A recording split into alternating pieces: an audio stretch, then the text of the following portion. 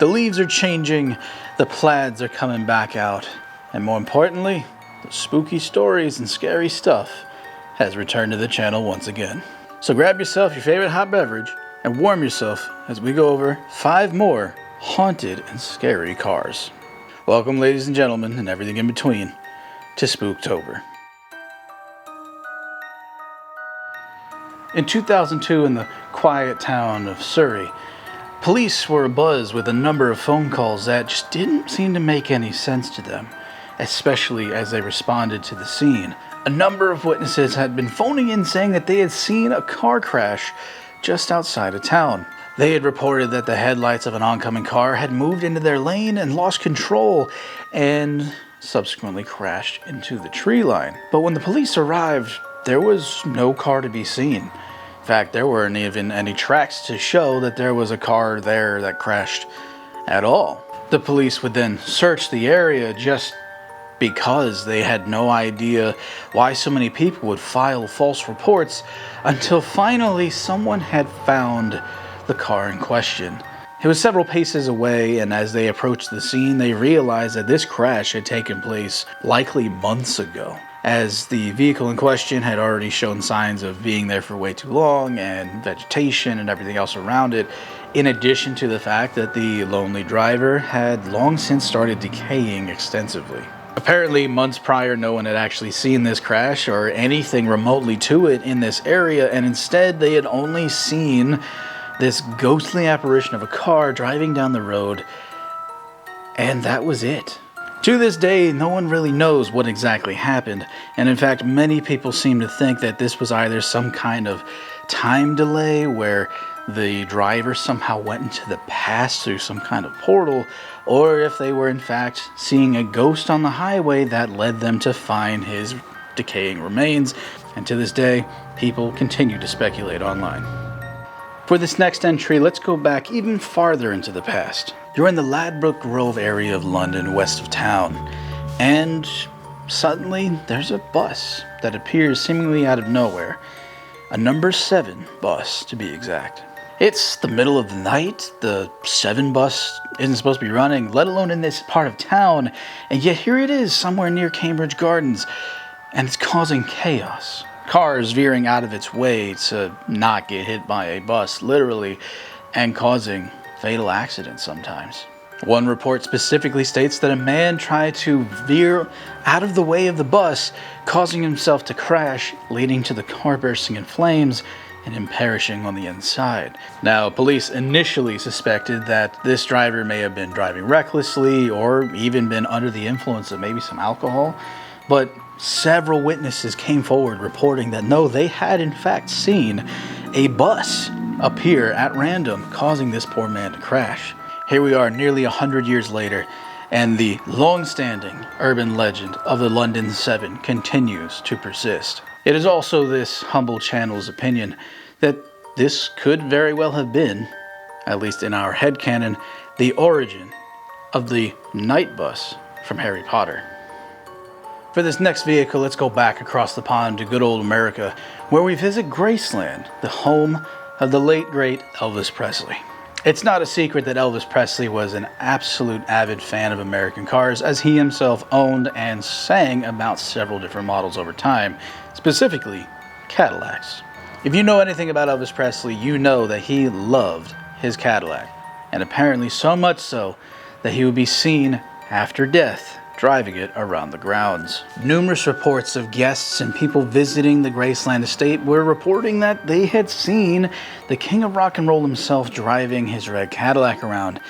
But when they approached the facility about it, they simply said no. There's no impersonator, cosplayer, or himself driving the red Cadillac. In fact, no one has seen this Cadillac since the king of rock and roll has passed away. It, in of itself, is its own ghost. And with the many mythics and legends and lore surrounding Mr. Elvis Presley himself, it's not a wonder that there would be some form of ghost stories, as people sometimes still say they see his ghost in the bathroom inside of Graceland. Jumping back into the 1930s and the Great Depression once more, we must, of course, bring up the most legendary outlaw duo of all time, that of Bonnie and Clyde.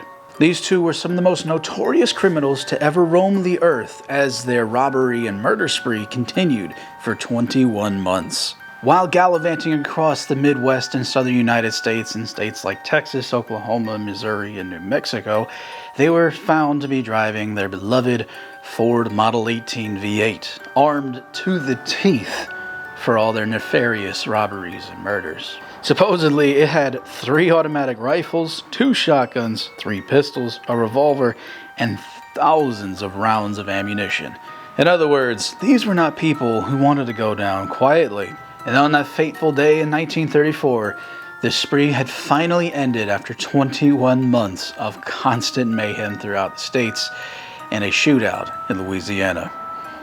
Yet, for some reason, as the car had been towed off to police impound and later to be held by various different owners, the car seemed to keep some unwanted guests around.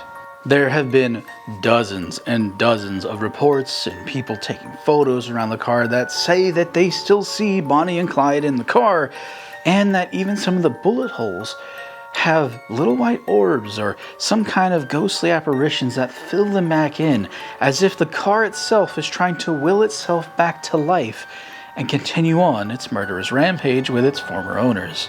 And while the story of Bonnie and Clyde will forever remain one of the most legendary and intense stories of true crime of all time, it's interesting how the car continues to try to keep its former masters around for all eternity. And to round off this list of haunted or ghostly cars, we would be remiss if we forgot about Dr. Jack Kevorkian. Known as the Doctor of Death, he is a controversial figure in the space known as Death with Dignity, as he himself committed over 130 assisted suicides. He would travel around from place to place in a 1968 Volkswagen van and often would perform these grisly acts inside of his own vehicle. Ultimately, he would be convicted of second-degree murder for killing a man with Lou Gehrig's disease by his request, and as a result was a very controversial figure because some people thought it was the man's, right to ask for this service to be done. Others simply said that this was killing a man who had not been in his right mind due to his illness.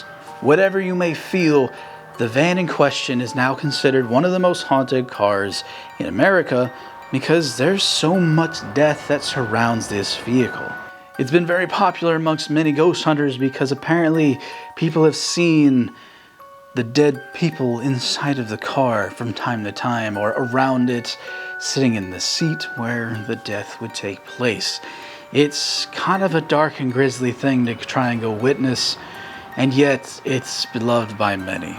And while I myself admitted in a previous episode that I also tried to buy a car that was known for killing its passengers in some way, shape, or form, this one just feels different, as it just has an air of doom and gloom about it, of hopelessness, and so that's just something I can't live with.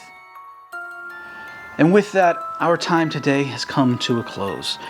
I hope you have found these stories and vehicles interesting as I have, because I myself love true crime and researching the supernatural on a regular basis.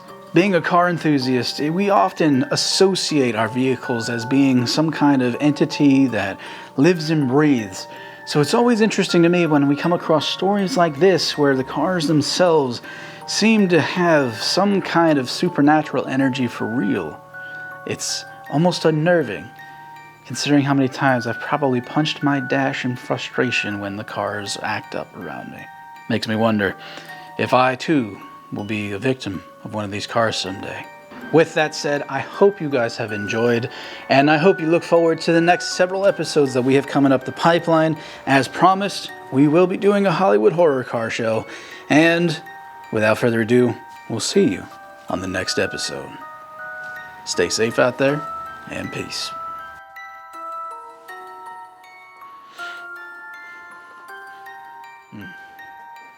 It is definitely time to get another coffee, 'cause I